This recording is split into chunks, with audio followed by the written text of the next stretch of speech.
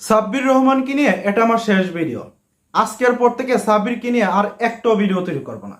তাই শেষবারের মতো বিসিবির কাছে একটা অনুরোধ, তাকে যেন শেষবারের মতো একবার সুযোগ দেওয়া হয় এশিয়া কাপের স্কোয়াডে।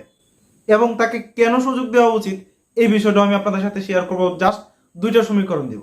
নাম্বার ওয়ান, বাংলাদেশের জাতীয় দলে এখন যারা খেলতেছে টি-20 দলে, যেরকম নাইম শেখ, মেহেদী মিরাজ, তৌহিদ হৃদয়, তাদের চাইতে বেটার পারফর্ম করবে, 100% বেটার পারফর্ম করবে। সে যে গতবারের বিপিএল গেছে সেখানে কিন্তু তার পারফরমেন্স মোটেও খারাপ ছিল না, এভারেজ একটা পারফর্ম ছিল। সো সে দিকটাও যদি বিবেচনা করেন আপনারা, এই তাদের যে কোনো একজনের পরিবর্তে তাকে নিতে পারেন।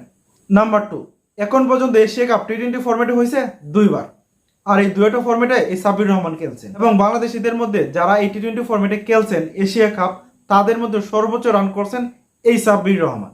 6 ইনিংসে 181 রান করছেন। 2 নম্বরে সাকিব আল হাসান, 3 নম্বরে মাহমুদুল্লাহ এবং 4 নম্বরে হচ্ছে সৌম্য সরকার। সো এই ওভারঅল পারফরমেন্স যদি আপনারা বিচার করেন তাহলে কিন্তু তাকে অবশ্যই নেওয়া উচিত। বিশেষ করে নাইম শেখ, তৌহিদ হৃদয়, মেহেদী হাসান মিরাজ, তাদের যে কোনো একজনের পরিবর্তে তাকে দলে নেওয়া যেতে পারে।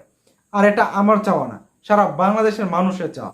আর যারা এই ভিডিওটি দেখছেন তারা যদি আমার সাথে একমত হয়ে থাকেন, অবশ্যই ভিডিওটি দেখতে লাইক করে সবাই শেয়ার করে দিবেন, যেন অন্তত এই বার্তাটা বিসিবির কাজ পর্যন্ত পৌঁছায়। ধন্যবাদ।